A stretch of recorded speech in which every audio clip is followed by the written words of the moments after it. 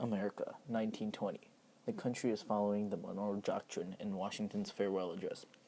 Until 1941, America stays mostly isolated, withdrawn from the world's affairs, passing acts like the Good Neighbor policy, withdrawing troops from foreign nations. In Europe, Nazist Adolf Hitler has taken over Germany and threatens the rest of Europe, and Japan brews in military power across the Pacific. America has turned a blind eye to all of this, focusing on rebuilding the American infrastructure rather than interfering in foreign relationships. But once the Axis powers begin booming their guns, America begins to urgently mobilize in hopes to protect the very ideals of democracy.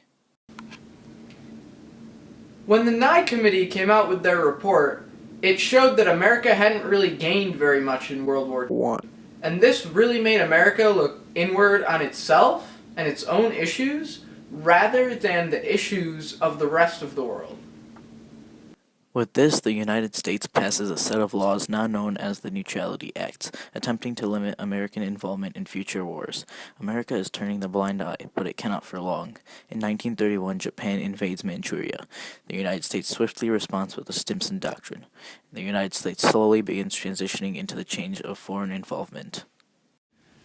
The changes seen in American foreign policy were caused by continuous Allied advancement on all continents.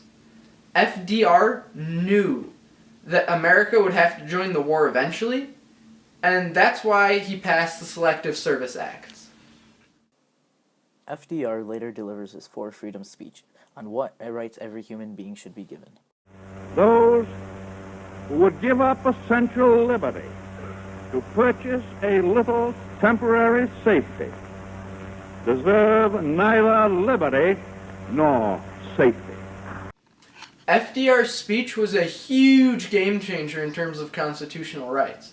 He went above and beyond what the Constitution ensured and claimed these as American values.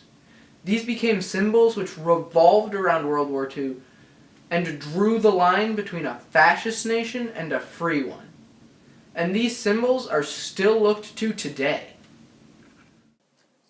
This draft began being perceived negatively by the public, as they believed that America should still be isolated. In turn, however, this truly helped the country in mobilizing troops when the call for war began unfurling. After Britain declares war on the Axis powers, America slowly starts wading into the depths of war with the Atlantic Charter. The agreement between Churchill and FDR marked the point where America was being dragged into the war. The Atlantic Charter, in and of itself, basically was taking another step forward in the pull of war. Now America is knees deep into World War II. FDR's decision to meet with Churchill and draft the Atlantic Charter can be traced back to America's changing foreign policy. America could not ignore the evils of the Axis power. It was time to confront it. By signing the Charter, the U.S. publicly affirmed the sense of solidarity between the U.S. and Great Britain against Axis aggression, and it also showed FDR's vision of the post-World War, a world with free trade, disarmament, and self-determination. America was still on uneasy ground until December 7, 1941, Pearl Harbor. A surprise attack on military installments in Hawaii left 2,403 dead and 1,178 wounded. 18 ships were sunk or run aground, including 5 battleships. The attack left the nation stunned, and from that point on, it was all about war. I ask that the Congress declare that since the unprovoked and dastardly attack by Japan on Sunday, December 7th, 1941, a state of war has existed between the United States and the Japanese Empire.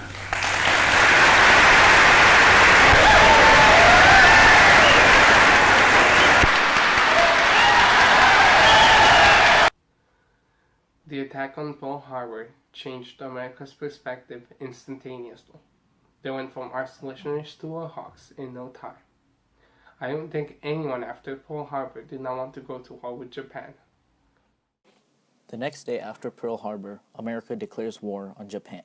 As a result of America joining the war in the next following years, production in America shot up thricefold, and unemployment went down so low that at some points there were too many jobs and not enough people to fulfill them. The War Production Board began allocating scarce materials, limiting or stopping the production of civilian goods, and distributing contracts among competing manufacturers, essentially helping increase the war effort. With this war effort came the World War II propaganda. Many famous propaganda posters came out of this war, such as Rosie the Riveter, symbolizing that American women can also help the war effort. The Riveter showed the strength of American women and encouraged many women to enter the labor force, allowing for women to take factory jobs and produce the weaponry necessary for the war. Not only were women ushered into helping the war, but so were the African Americans. With the Double V campaign, African Americans looked for double victory: the defeat of the Axis powers and the defeat of racism at home. African Americans used this strategy to show that they are just as hardworking as the white class. While America begins production of war materials, later on they begin convening different countries, forming the Manhattan Project. The group was led by America, with support from Canada and the United Kingdom. Led by Robert Oppenheimer, the group raced to complete the development of the atomic bomb. The Manhattan Project shows that America is now willing to work with other countries in order to defeat these Axis powers, and that America is fully committed to ending this threat to democracy. It's amazing. Just a few years before the Manhattan Project, America was too scared to join the war. Later on, America drops 2 atomic bombs on Japan.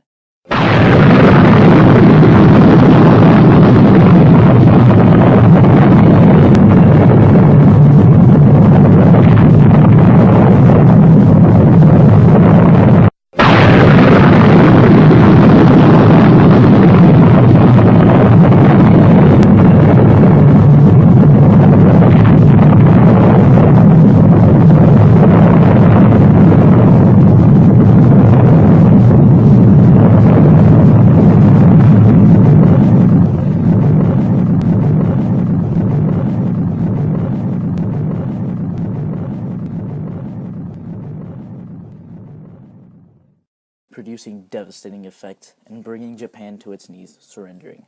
During the war, America participates in 3 important conferences: the Tehran Conference, the Yalta Conference, and Potsdam Conference.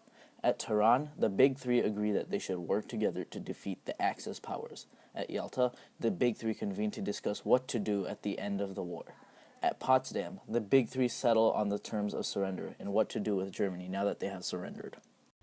This truly shows America's change from an isolationist point of view to an open talk kind of government. They were deciding the fate of other countries, something American government was too afraid to do in the 1920s and 30s. It shows how much one war can truly change a country's ideals and values. As America and the Allied powers triumph over the threats of democracy, World War II truly shows change to America's policies and thinking, turning the whole country war mobilized in a short span of time. Through due process, America finally got its head in the right place and fought back the threats of democracy, altering foreign policy as we know today.